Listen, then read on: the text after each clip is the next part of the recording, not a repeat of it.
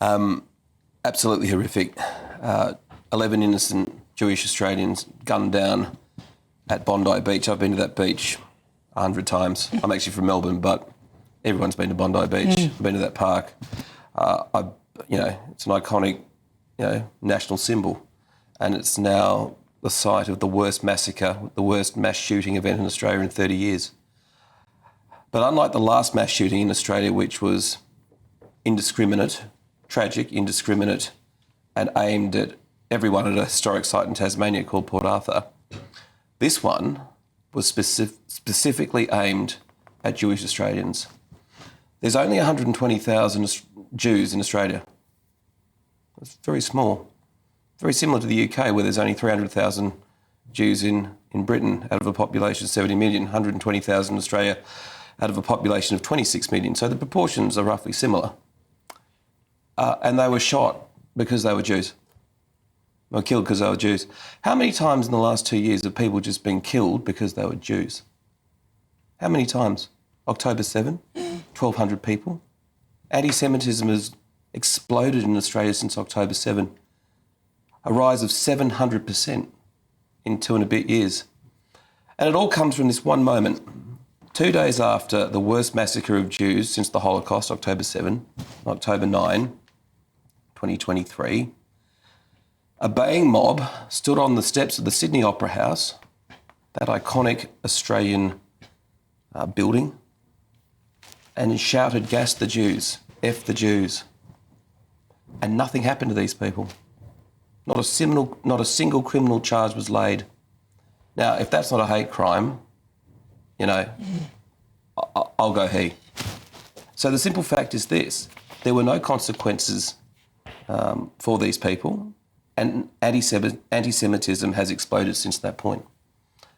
And 2 years on, we have a mass casualty event where people were shot and killed by simply being Jewish.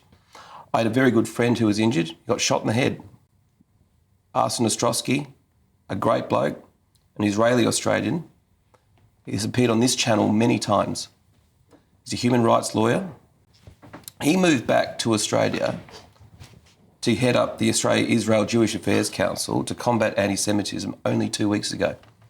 So he survives Israel, a war zone, gets off the plane, goes to celebrate Hanukkah with his wife and kids at Bondi and gets shot in the head.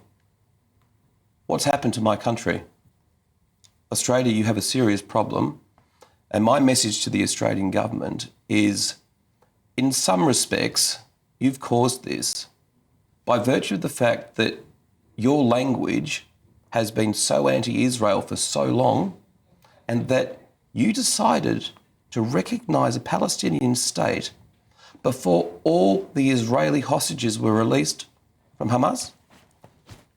That was morally indefensible, wrong, and has given a green light for this sort of behaviour, this sort of terror on the streets of Sydney.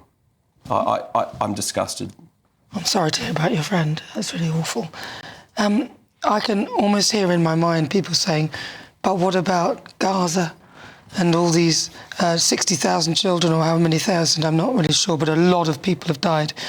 And people are saying, but what about the children in Gaza, which is what the reverse argument is, really. I don't think it's got anything to do with...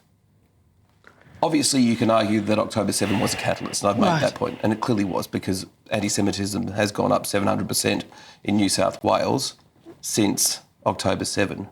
But if October 7th was a catalyst, some people might say that what happened in Gaza is now a catalyst for people behaving as they are. But Australia has imported a group of people that hate Jews. It didn't matter. October 7, let's say October 7 didn't happen. These people always hated Jews. And Australia has failed to integrate, these people have failed to integrate into the mainstream of Australian society appropriately. I mean, let's be really blunt about this. Let's say a bunch of white supremacists stood on the steps of the Sydney Opera House and shouted...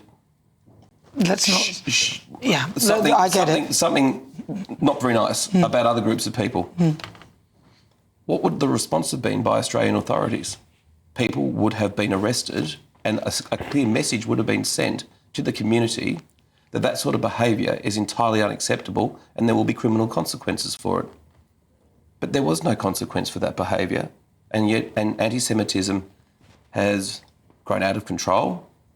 And as we saw during the 1930s, words lead to deeds that lead to Kristallnacht, that lead to ghettos, that lead to the camps. This is how this starts. But why has Australia let it go out of control? The UK, same thing here, by the way, I'm not saying... I think the Australian Labor Party has some significant internal problems, particularly in Western Sydney, with a large Muslim cohort within its ranks and also marginal seat, well, until the last election, which I won't bore you with the details, where the Conservative side of politics was badly beaten. But up until that point, there were a number of marginal seats in Western Sydney that has a large Muslim vote, and I think the Labor Party didn't want to upset various elements in the community. So they've allowed it to fester, and now it's festered, and then we have actions like this. This is what happens when you put political expediency over doing the right thing, I think. But Australia's very good with its immigration policy, so whilst you may have a small cohort of people who behave like that, and I think overall they are a minority of people, an extreme, they're extremists, they are the minority. But Australia are very good at, vetting who they allow in the country. We don't know whether they were born in Australia, these... Look, I don't know enough about these people yet to be able to comment on it, but I have read reports, particularly over the last 2 years, that Australia has let in a number of people from the Middle East without appropriate vetting, and that's caused quite a lot of controversy in Australia and a great deal of concern. Do you think that the UK needs to be very concerned about our border policies and how we've allowed so many unvetted people to come into this country and then let them roam our streets? I think this is a national security issue, yes I do. And I think people have got to be... I think the government of the day has an obligation to the mainstream of society to ensure that those that they are letting in, firstly, will conform and integrate appropriately into society, make a contribution to it, and don't have the capacity to turn into crime. And that's not to say that, That's not to say that we need immigration, we need controlled, orderly immigration, where people make a contribution. I mean, heavens above, I'm an immigrant to the United Kingdom. I am too. But if we're going to talk about immigration, living in the UK is a privilege, not a right. And I think people need to remember that. And just to say, obviously, we have our own homegrown terrorists in this country who were born here and didn't come from anywhere else but here. And that's the same in Australia. And again, we don't know. And we don't know all the details. I don't know anything about these people. All I know is that they have gone down to Bondi Beach, killed 11 Jews and injured a further 30. It's just terrible. It's shocking. And what do you think will happen now in Australia? Do you think that they may change course, be a bit stricter in some sense, or force some sort of assimilation with... I just don't know. What do you think? What will Australia do now after this? It's a very good question. I mean, after the Port Arthur massacre in 1996, you saw some of the toughest gun laws in the world brought into Australia. So essentially, automatic, semi-automatic handguns were all made illegal in Australia by John Howard, former great Liberal Prime Minister of Australia. And Liberal in Australia means Conservative, by the way. Okay. So there's not much more you can do in terms of regulating gun ownership in Australia. So there will be a serious discussion as to when it becomes apparent as to who these people are, whether they were migrants or not, or what their backgrounds are. I think there's going to be a serious conversation about the type, manner and mix of immigration to Australia, and also what the government must do to stamp out anti-Semitism. I mean, that's, the Jewish community in Australia have been saying for 2 years that we're vulnerable, and the government has done nothing. What about, and you guys, you're not in the ECHR at all. I mean, this is a great thing for you. We're stuck in it. When Australia kind of looks on the United Kingdom, what advice do you think they would give us? Well, I mean, I'm very familiar with Australian analogies within the immigration debate in the UK. And, Tony Abbott stopped the boats in 2013 when he was elected Prime Minister. He stopped the boats within 6 months. You've got very hostile seas there. But there are some very big differences between the UK and Australia. The Timor Sea's hundreds of kilometres Exactly. between the coast of Western Australia and Indonesia. The channel's, I think, 23 miles at its... 21, I think. 21 miles at its narrowest point.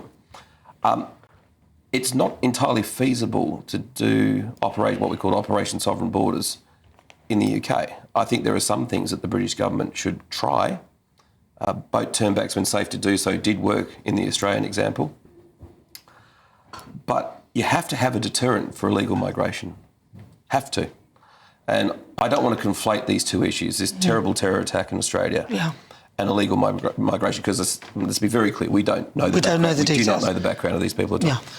But whilst you're asking, there has to be a deterrent for, as I said before, living and working in the United Kingdom is a privilege, not a right. You don't just turn up willy-nilly and expect a publicly funded hotel room and the red carpet rolled out for you. For those of us who come the legal way, it costs a fortune, and you're very mindful of the fact that the Home Office and Border Force will come down on you like a ton of bricks if you breach the conditions of your visa.